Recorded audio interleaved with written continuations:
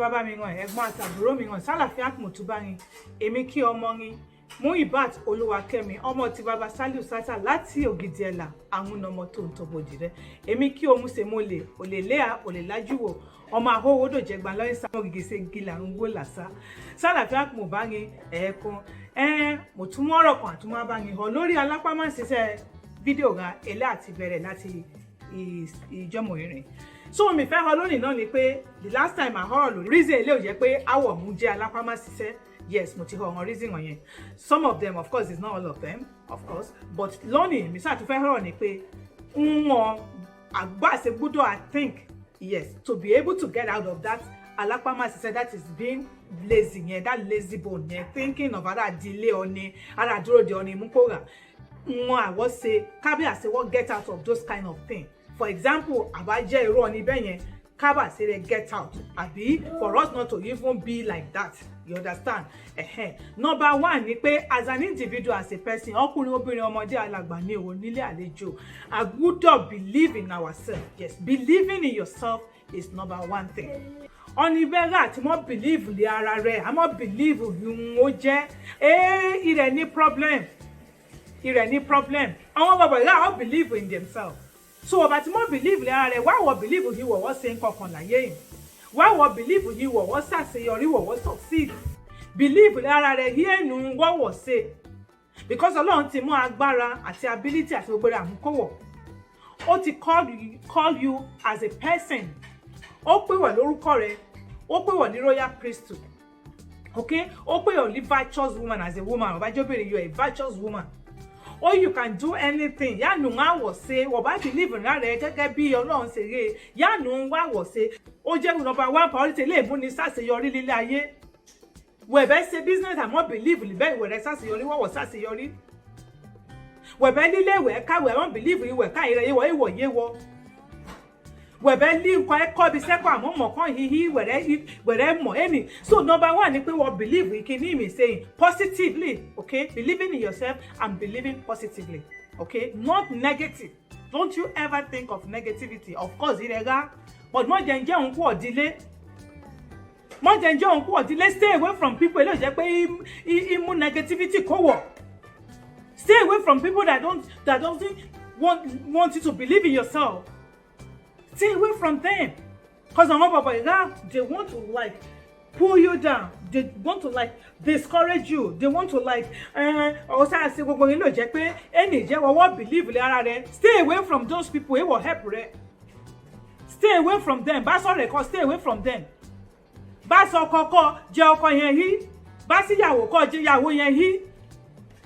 Iba si egbon ba saburo kan stay away from them ba ti ku won isi celebrate stay away we mo believe le ara re is a problem. Don't be ashamed to start anything. Don't be ashamed ma o sere le ma le wa gbe bagi ko ba ta ka offices won ma le wa se kini pa gbudo wa ashamed láti ṣe nǹkankan ku e fe atiju loko si un re mewo ko wo un re status ayé rẹ̀ ku e fe se ka fa ti wora atiju wẹ̀bẹ̀ tijú ai wọ́n fẹ́ ṣe wọ́n kan wọ́n fẹ́ ṣe second wọ́n fẹ́ ṣe kinní kan wọ́n fẹ́ oni kan rí wọ́n nga jẹ́ pé number 1 oni wo lẹ́rù wọ́n fẹ́ rí wọ́n yẹn ele wo ti ra lé around rẹ̀ that is it they want ra lé around rẹ̀ lókun mo sí ọmọbìnrin young girl ẹ ṣe ká wọ́n rí bóyá boyfriend kan ẹ fẹ́ rí mi mi afagana must go akal office ṣé boyfriend yẹn ra what mi àti ra lé around mi ni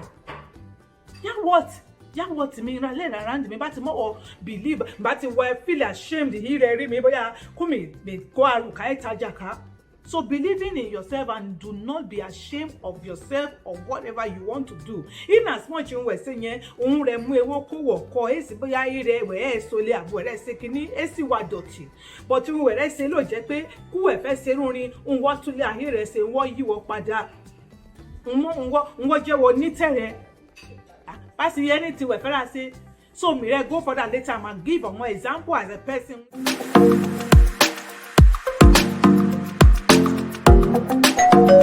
Jẹ́ nǹkan tí wojú àti ṣe torí number 1 nínú ibi dọ̀tí wọn yẹn kọ́ ní ti mú ewé eléwẹ̀rẹ̀ iná rẹ̀ mú tú ara rẹ̀ ṣe yá ọ̀ ló ṣe kékékéké ai fẹ́ kó ewó nínú ibi ó ṣe kíní making friendship amen sí ọ̀rẹ́ akọ́rẹ́ kan jẹ́ friendship wẹ̀ fẹ́ making jẹ́ ilé o good one amen sí friendship o ṣìkọ̀ ọ̀rẹ́ òótọ́ ọ̀rẹ́ ilé rẹ kọ́ wọ eré mú advice kò wọ̀ tẹ̀rẹ̀ rẹ sebin tẹ̀rẹ̀ gbímọ̀ rò tẹ̀rẹ̀ jókòó lẹ́ èsì amen mo understand mi hàn torí there is no one that is an island ó yí àwọn kankan lè pínlẹ̀ nínú ara ga jẹ́ pé lè jẹ́ pé Ọlọ́run ti put in her because wọ̀rí ọ ní serun rí nga ginger tẹ̀rẹ̀ nga encourage rẹ nga help rẹ to develop and build on what you are thinking.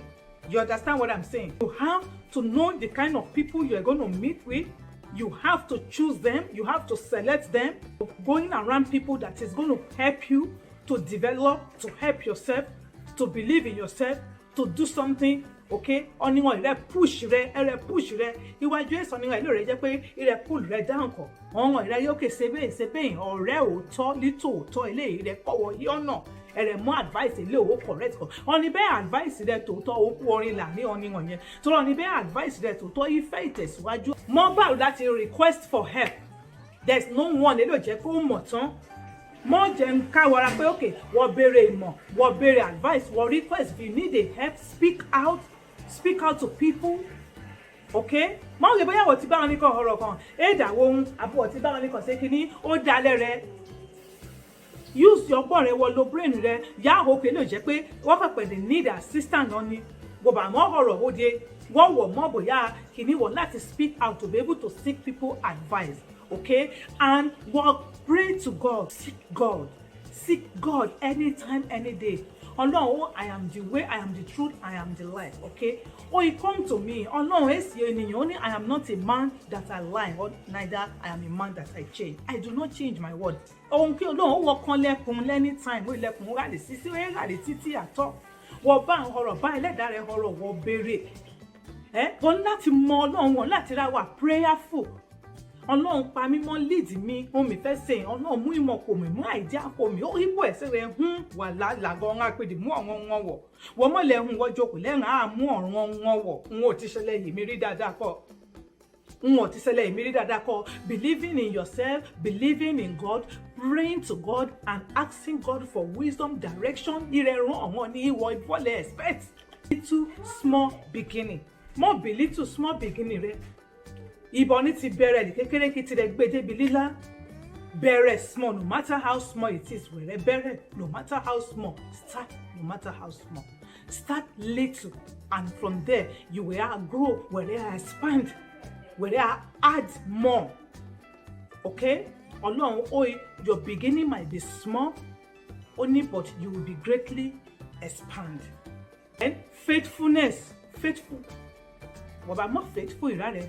A faithful gbogbo ni mo wẹ̀ bá ṣe ó jẹun burúkú torí gbogbo ń àdẹ̀sẹ̀ láyé láti wà faithful to ourselves láàrin ìwọ àti ẹlẹ́dàá rẹ̀ wọ́n mọ̀ ń wẹ̀ sí lódodo rẹ̀ kọ́ wọ́n ṣàbòsí wọ́n hobo and there's no how ilé Ọlọ́run ẹni bless ọ ni there's no how ilé Ọlọ́run ẹni bless ọ ni you have to sit down every time and think.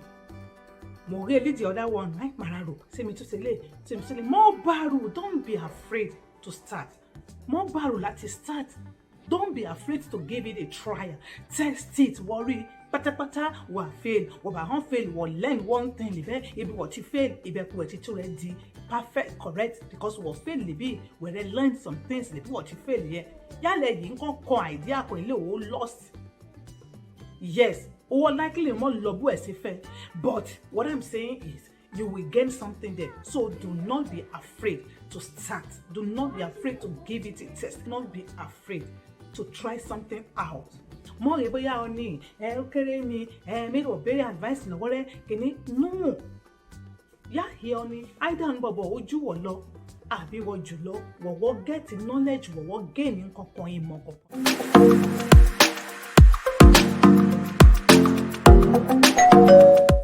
Set goal. Setting a goal and a target and working towards your goals and targets. Yes, you got to set it. Setting a goal. Key goal who have achieve the timing. Who have say period. On who have say time who have pursue kini. Time who have follow kini. Time who have say. You understand? You have to have idea and setting a goal and working towards those goals without you getting discouraged. Don't go around people discouraged on it. More loha around on Casanova one. More loha around on yeah discourage you. Don't go more to pull right down. Go to where you are to celebrate believe in you only one advice for one welcome to pull right down. You don't need it. Go do things around in help on it to give you strength, to give you the ability and the strength and the talent that you have where you can develop it and make use of it, and you will see it working for you. Yes, so me to banging. Okay, lead the next one. Me give one example. Baby, look at me. You know, to the I will give the next one. I'm going to give example. Bake must say, look must say, bake must say, look must say, bake. Emi na ke money, Oluwa kemi. Mo ibat. Tomorrow me have Lori Alakawa say lazy boy.